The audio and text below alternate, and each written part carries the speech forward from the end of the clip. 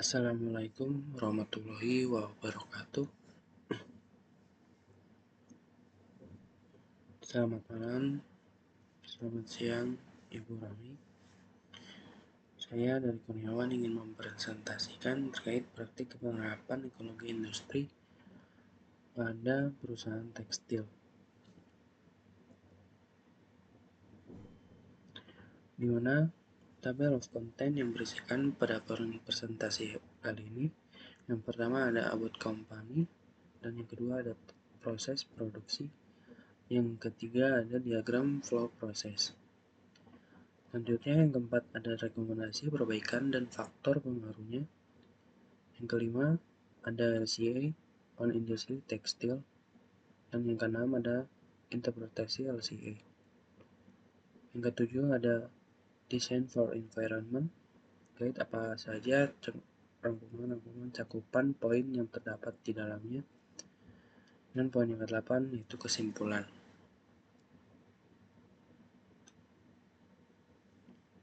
About PT Karang Buana Indah. Perusahaan ini perusahaan yang bergerak di bidang tekstil, juga sangat berkomitmen untuk menerapkan praktik ekologi industri dalam operasinya untuk meminimalkan dampak lingkungan dan meningkatkan efisiensi sumber daya.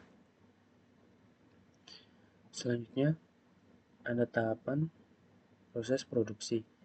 Produksi tekstil melibatkan transformasi serat mentah menjadi berbagai macam produk. Jadi, proses ini terdiri dari beberapa tahapan utama. Yang pertama ada persiapan serat.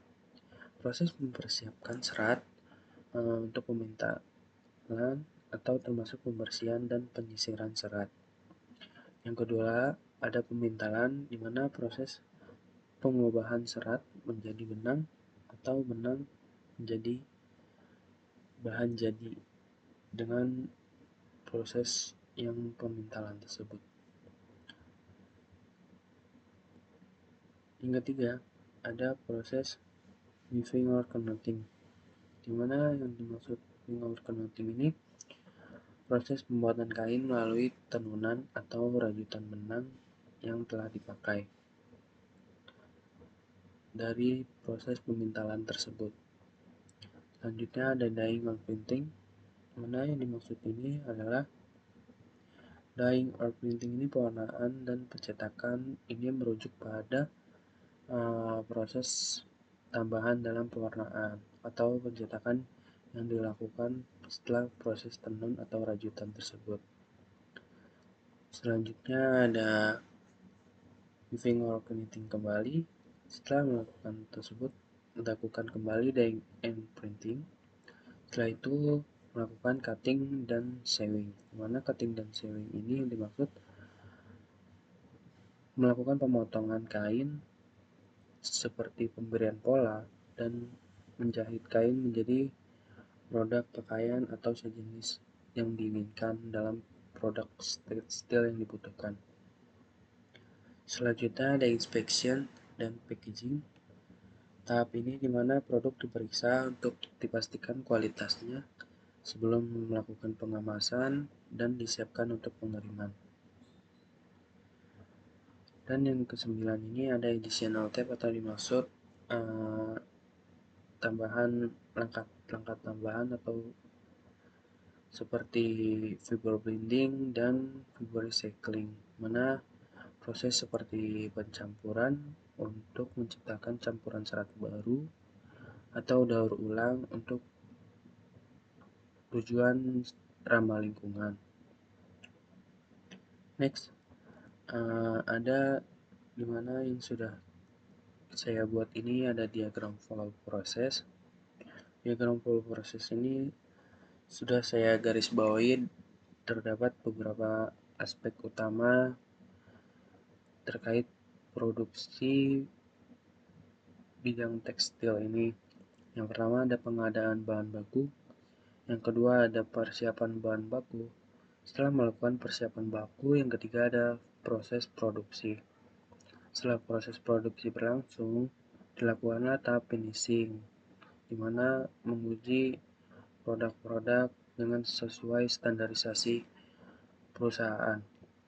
Selanjutnya ada pengemasan, di mana digunakan untuk sebagai pelindung atau menjaga produk tersebut agar terhindar dari kecacatan atau ketidaksempurnaan. Selanjutnya, melakukan distribusi dan penjualan kepada customer atau supplier-supplier yang membutuhkan produk.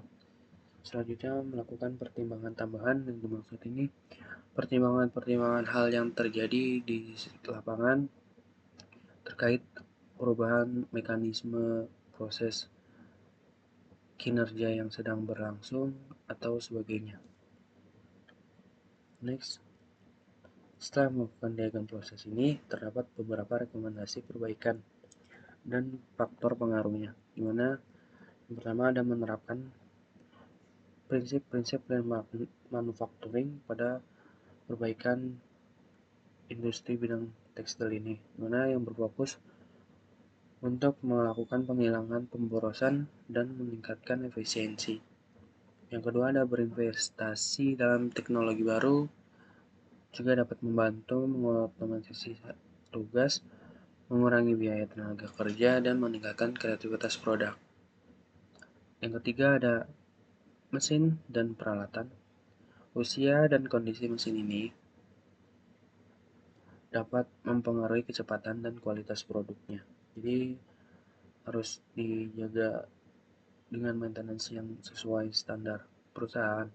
Selanjutnya ada tenaga kerja, keterampilan dan pengalaman tenaga kerja dapat mempengaruhi kualitas dan produktivitas proses produksi dengan kompeten. Selanjutnya yang terakhir ada jenis tekstil yang diproduksi, yaitu di mana kompleksitas tekstil yang diproduksi dapat mempengaruhi jumlah waktu dan tenaga yang dibutuhkan. Next, LCA Life Cycle Assessment, di mana pada industri tekstil ini mendapati dampak potensial dari input dan output yang telah diidentifikasi dari tahap LCA proses produksi.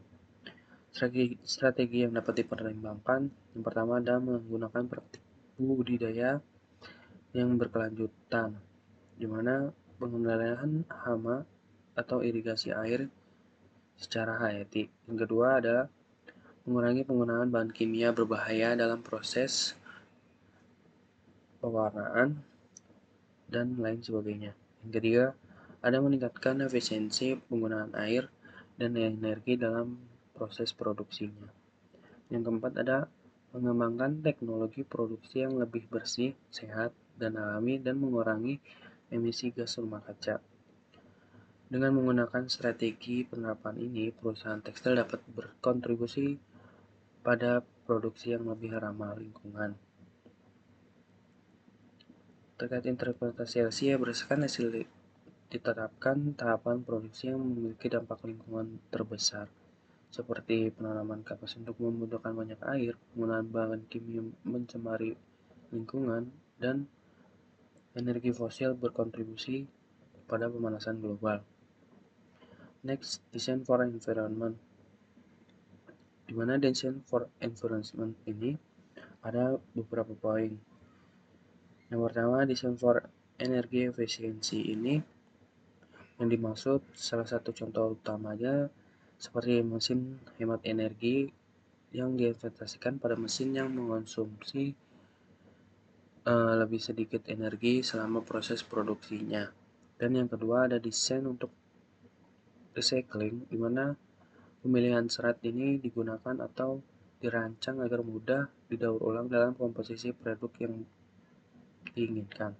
Yang ketiga ada waste management atau minimasi limbah, optimasi material, diterapkan pola pemotongan efisiensi untuk meminimalkan limbah selama produksi berlangsung.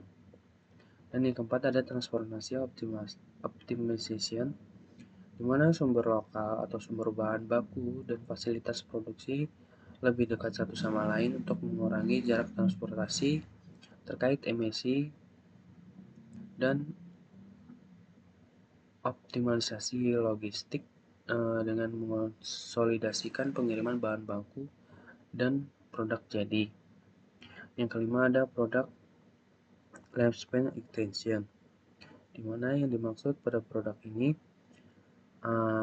bahan yang tahan lama, pemilihan barang berkualitas tinggi, konstruksi yang diperkuat seperti jahitan atau teknik konstruksi yang lebih kuat untuk meningkatkan daya tahan produk. Dan yang keenam ada renewable energy use, di mana yang dimaksud ini ada energi terbarukan di lokasi seperti eksplorasi kemungkinan memasang panel surya atau turbin angin dan pengadaan energi hijau, membeli listrik dan sebagainya. Next, kesimpulan dengan menyoroti pentingnya praktik berkelanjutan dalam industri tekstil, memberikan perhitungan terkait proses produksi dengan menekankan peran produksi LCN NDFI dalam mengidentifikasi dampak lingkungan dan merancang produk yang meminimalkan dampak lingkungan, menyerukan tindakan untuk mempromosikan praktik dan inovasi berkelanjutan dalam industri tekstil demi masa depan yang lebih bertanggung jawab terhadap lingkungan. Sekian presentasi dari saya, kurang lebihnya mohon dimaafkan. Wassalamualaikum warahmatullahi wabarakatuh.